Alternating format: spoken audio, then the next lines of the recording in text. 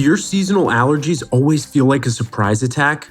What if you could train yourself to be ready for them instead? Today, we're breaking down what actually works, what's a myth, and how to get ahead of your allergies before they ruin another spring. All that and more on this week's episode of My Allergist Dad. Throat tickle or itchy eye, skin rash or a patch of hives. If allergies got you down bad, then just ask my allergist, My Allergist Dad. Welcome to My Allergist Dad. I'm Drew, and I'm here with my dad, as always, perennial top doc for allergy and immunology in Rhode Island, Dr. Z. How you doing, Dad? Hey, Drew. Doing great. I'm glad to hear that. Before we get into the topics, let's check in. What's new with you? Oh, I had a very interesting case today. And it's exciting because I do clinical research trials. And one of my patients has a condition called systemic mastocytosis. Sounds like a mouthful. But we've talked about how the mast cells are the key allergy cell behind allergic reactions. And his mast cells have gone array and actually has a mutation.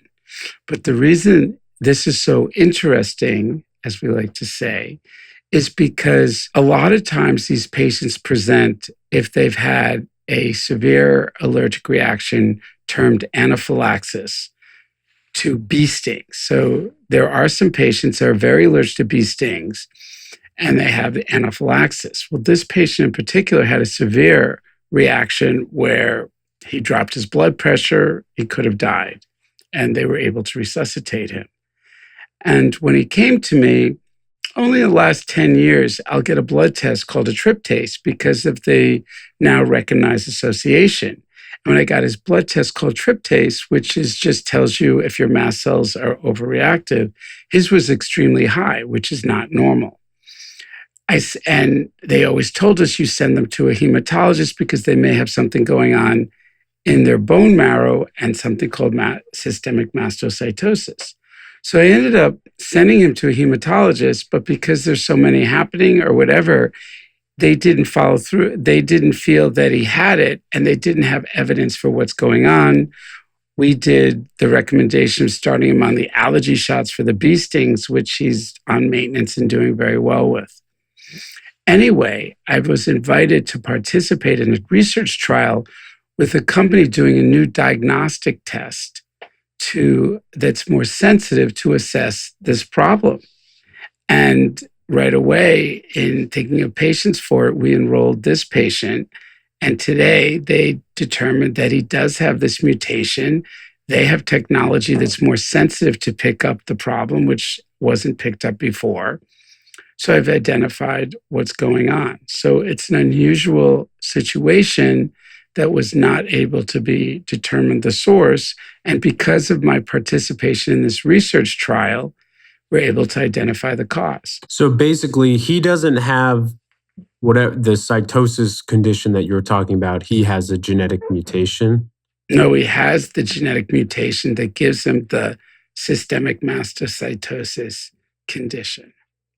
So he does have it, but they were not able to demonstrate it by current technology, and this new technology was able to demonstrate it, which is cool. That's very cool. That's big news in your world. And my big news is I got engaged on Sunday. And that's why I'm so excited. Arguably more exciting, but it's all a matter of perspective. But I'm very excited. Mine's excited in the allergy world. Now I'm excited about your allergy discovery. If we have time quickly, though, I was also wondering, I got permission. I don't want to talk too much about it, but, my nephew has been interacting a lot with my parents' dog, and he's, infant still, baby. He's baby. He's only almost 5 months old. And he's really reactive. So it's just interesting because he's 5 months old. So when should he have been exposed? What would have been the best way to expose him to a dog to try to prevent him from getting sensitive? Well, I don't know if he's allergic to he's obviously reacting to the dog, but I'm still not sure if it's a true allergy antibody situation. It's possible. And it might be worth skin testing him, which I could do. Or it's just because she's an overlicker. I mean, she really licks. The dog. Yes, and he has that Not my very, sister. very reactive skin. And so the question is it a true allergy? That it probably is. I've seen it, and I've seen allergy antibodies as young as this. Or it's just that she's all over his face. Because the thing that's interesting, What reaction would that be if it's just to the licking? localized redness and hives. I mean, he's getting localized. She's licking him like crazy. And they use ice. She just uses a cold compress and it goes away. But it is itchy. Would a cold compress get rid of allergy reactions like It that? may not do it as easily. I think what we need to do is I need to get around to skin testing him to dog. Well, there we go. Mystery still unsolved, but we have a couple ideas. We have a game plan. The biggest game plan is no more licking. Dolly needs a break from Joey. Speaking of game plans, we had a listener submit a question, a two-parter that aren't exactly connected, but does deal with ways to try to have game plans. And the first part is, what is the game plan as far as dust mite allergies? What is the ideal way to clean your home for dust mite allergies? The key thing is, and we talked about my journey with asthma and dust mites, the best thing is there have always been products available to reduce dust mites. And I'm not big on chemicals to deal with issues. The best way to address dust mites is to reduce their ability to grow. And that has to do with the humidity in the environment. And it's hard because dust mites are everywhere. Dust mites thrive when the humidity around them, they love moisture and they love shed skin scales. So people who have eczema have it worse. And that's why their allergy antibodies are so high. So you want to maintain the indoor humidity under 50%. So people will come to me and say, oh, I got this really expensive, very fancy air purifier. Won't that help with the dust mites? Because they're thinking about dust particles in the air. But dust mites really don't stay in the air long enough for the air purifiers to remove them because they're 20 microns. They're kind of like Pigpen. They swerve around. You know what I mean? With this. The Pigpen from the Peanuts, who has the stink. Yes, if you saw these, they used to call 3D microscope. They would show dust particles in the air, like flumes of dust particles when patients had pillow fights.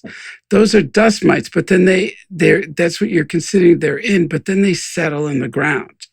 So the way to address dust mites is to really get a dehumidifier and suck out the moisture. Keep the indoor moisture under 50%. So this is interesting because remember we talked, I think it was last episode or we recorded recently, and we were talking about whether air drying your laundry indoors had issues. So it sounds like if you're air drying your laundry indoors, you might be increasing the humidity in your living space and giving your dust mites a better environment to live in. It really is where you dry them. I think air drying outdoors was without pollens. It probably is best to dry them in a dryer. Assuming it doesn't ruin your clothes. Yes. Well, your clothes aren't an issue. It's really your bed linens. It's the sheets, the bed linens that mostly have the dust mites. And a nice thing to do for your woolen stuff, especially if you have blankets, honestly, is to hang them outside in the sun and let it really dry it out. In California, the funny thing is you don't have as much of a dust mite problem in California. Because of the dryness? Yes. And Denver, Arizona, that's why people's allergies were so good. They don't have dust mites because the relative humidity is under 50%, unless they have a mold problem in the house. Do you notice that there's fewer dust mite allergies in the winter, given for example, in Vermont, it's so dry and cold? Or does that kind of kill the dust mites? Well, it's also because it's drying in the mountains. Dust mites growth phase is in July. So think of it this way. You have during the height of the humid summer, where we think humid, it's nice and comfortable in the house when it's 75% humidity. So dust mites grow during the humid periods. And then it's your skin cells that just keep it going. So yes, when you close up the house and put the heat on, so you want to keep it around 68 degrees because above 70 encourages dust mite growth. You want to maintain humidity, particularly during the humid periods, outside under 50%. You want to wash all your bedlines in a hot cycle, How frequently? like once a week, and you want to So not get those once a zippered. year, Yeah, not once a year. which I definitely don't do. I definitely do once a week. Yes, that's good, hopefully. You want to get these zippered allergy-proof covers for your mattress, pillow, and box spring because that keeps the dust mites in the bedding, the mattress, from getting to their food and getting to you. How do dust mites like affect us? Is it that they get into our skin or that they get into our airways? Where are they Well, it's even causing grosser. They reactions? get it. I didn't realize it. I saw In the butt? No, not in your butt, but you do swallow them. So they go to your stomach? They do. They did a stool analysis of some patients and there were some dust mites in it.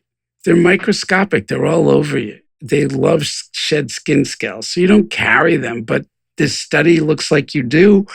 So have them in your gut. It's kind of gross. So the kind of reactions you're having to dust mites, is it sneezing? Is it itching? Is it Depends where they are.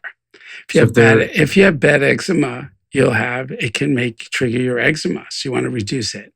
If you have bad asthma, the dust mites, like it affected me, caused airway inflammation, which made me more reactive. They also cause runny nose, congestion, and postnasal drip.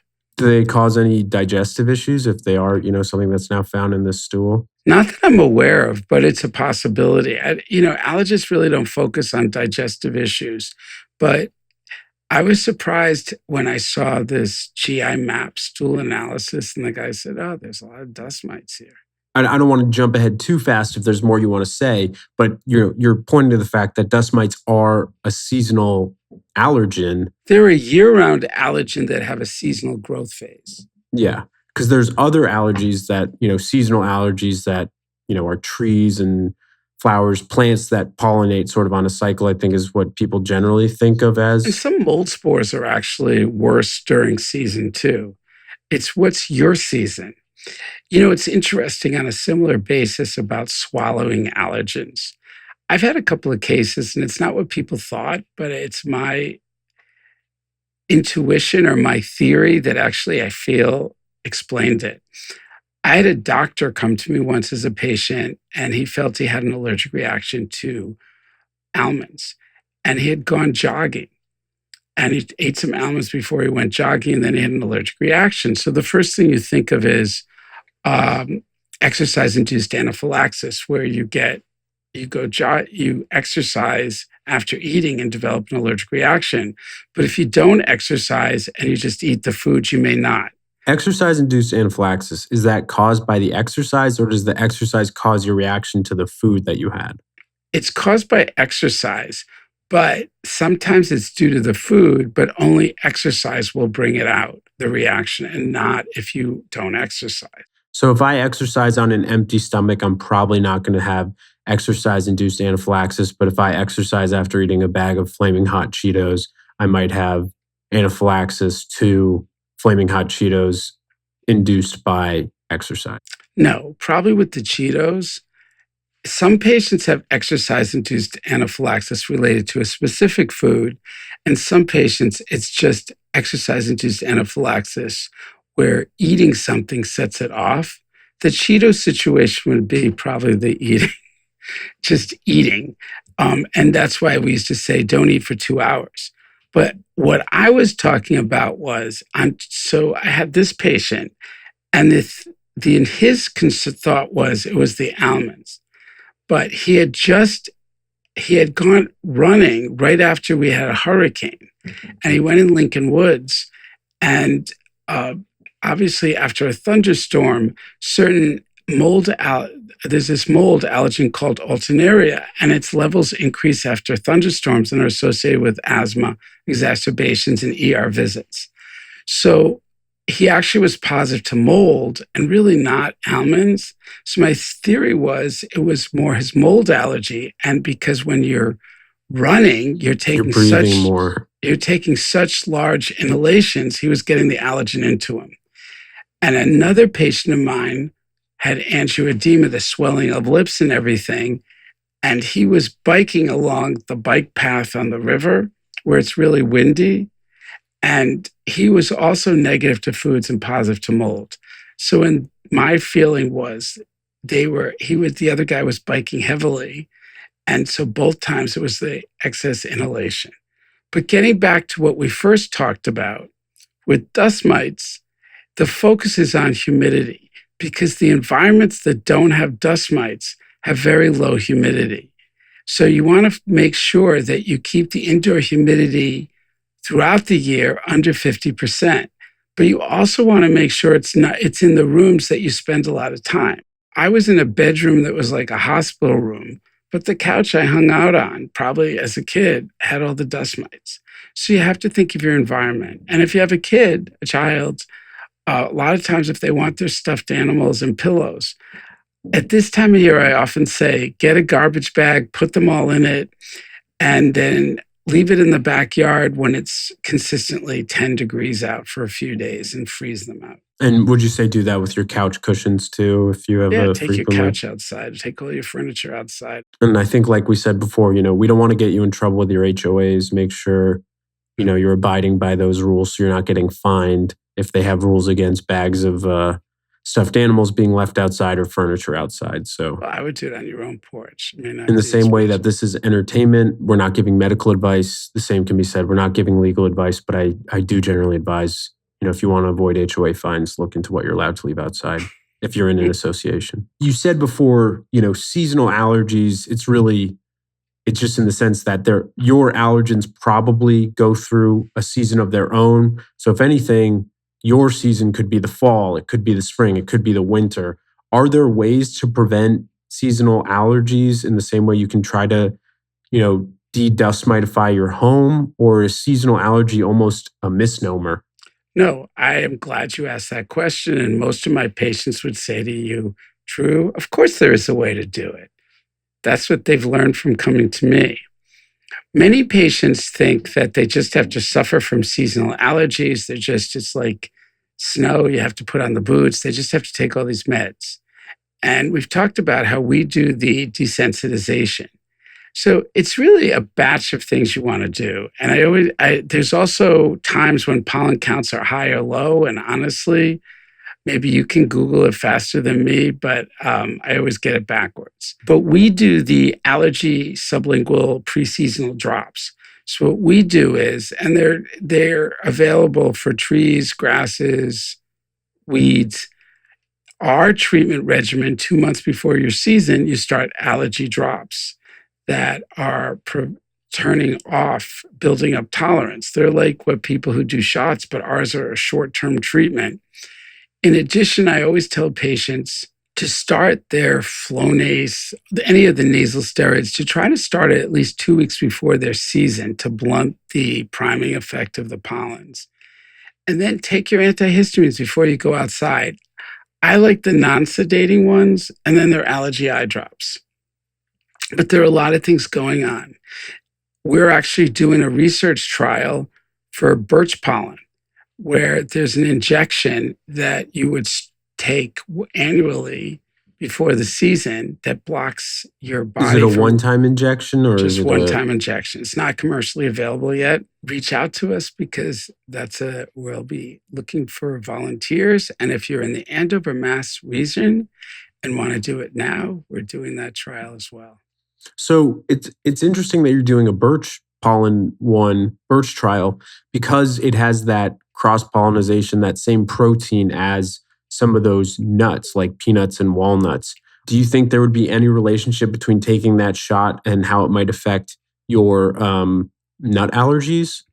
May not, because this injection is specific for the key allergen to birch, not the shared allergen.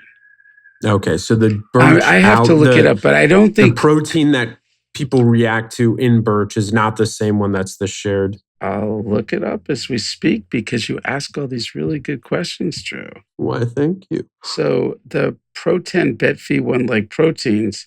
So these it says here, an agalist found throughout nature, proteins were first noted in plants. So actually it might reduce it because the key protein that they're looking in the birch seems to be related to the shared ones, which may reduce your oral allergy syndrome symptoms, not your anaphylaxis syndromes. That was a very good question, Drew. You're always so insightful. Yeah, well, learn from the best. And I'll be patiently waiting to see what the research trial results are. Well, the first preliminary, which we're presenting at the Academy, were very good. Nice. This is the next one. Is that the same like Academy as the Oscars? It's the Allergy Academy, the Quad AI, American Academy of Allergy, Asthma, and Immunology. Do they have a red carpet event? Are you gonna have to break out your tux? No, I'm not doing that. Nope. Okay. Well, if they need a speechwriter or something, let me know. That could be I think it would be good. an allergy roast. Well, all the lectures, they always say the same thing. That was an elegant trial. That was an elegant trial. They'll clap and say, thank you for that elegant trial. I don't know where a trial presentation is elegant. I think of someone like in an elegant dress, but I don't understand why they all have to use that word. Do they ever ask you who you're wearing at these lectures? No, but I think that just a bunch of nerdy people, so their idea of elegance is different than the red carpet. Maybe one day the academies, there's a lot of mergers going on in Hollywood. So maybe Hollywood academies will start merging with allergy academies. Might be beneficial. So I guess apart from sublingual immunotherapy, it sounds like there's preventative shots you can maybe take, even regular antihistamines. And the traditional allergy shots. And traditional allergy shots. Are there, home preparation things that you can do for seasonal allergies in the same way you do for dust mites? Like, do seasonal allergies react to certain temperatures in the home or humidity? Well, it's the same thing we talked about before. It's also your whole general health. And I truly feel, I'll hear patients say all the time, I changed my diet. They'll say, I'm eating a lot healthier, I'm sleeping more, I'm more in alignment. And it's funny, they'll say, my allergies aren't as bad. I started this anti-inflammatory diet. And what's interesting is, and we're using the word interesting, is you asked me about foods that are natural anti-allergy. So a lot of the antioxidants have antihistamine properties. So eating healthier, not having a lot of junk, sleeping. Antioxidants, so a lot of chocolate. Yeah, I don't know about those type, more in the cruciferous vegetables type, but also sleep. All these things to get your immune and stress, meditation, all these things you do to calm your immune system also calms your allergen reactivity. It doesn't mean your allergy antibodies are going to go away, but your degree of reactivity might reduce. There's no studies to prove what I'm saying. It's all anecdotal, but I hear it all the time. I changed my diet. I did this and I feel a lot better. Even my allergies are better. I didn't have a bad year. Those cases that you shared, the guy who went for a run, the guy who went on a bike ride, would you tell them, make sure you take your antihistamines before you go outside? Would you say you should bike or run at a different time? Like, what are there preventative things that you're doing with them, or is it just the sublingual? Yes, there's some simple things that I'm doing. I have grass pollen allergy patients. And what the studies have shown is it's the pollen, not the grass leaves. The grass, unless cut grass doesn't have the grass flower. But the studies have shown when they mow the lawn, there's enough grass allergen that's in like that dust in their face that they have severe allergies. So I'll tell patients to wear sunglasses and wear a mask. And for some patients, just doing that has cut down on their grass allergy symptoms and they're mowing the lawn. Or you can have someone else do it for you, which would be my plan. So these guys, you might say, put on a mask while running through Lincoln Woods or biking by the river. Or maybe don't run right after a thunderstorm. Or maybe find a different place to go running. Yeah. Or you could take an antihistamine, like a non-sedating antihistamine before you go running or biking. It's more that they've identified this is the likely cause. It's kind of hard to exercise with the mask if you're running or biking, but we did it during COVID. Some just that bad eye allergies, make sure you wear sunglasses, but it's often easier if you just take your medicine before. There's a medicine that I used to love called cromolyn. Cromolyn stabilizes the mast Because it cells. tasted good, or No, because it was extremely safe, but it worked in a preventative mode. They stopped making it. why?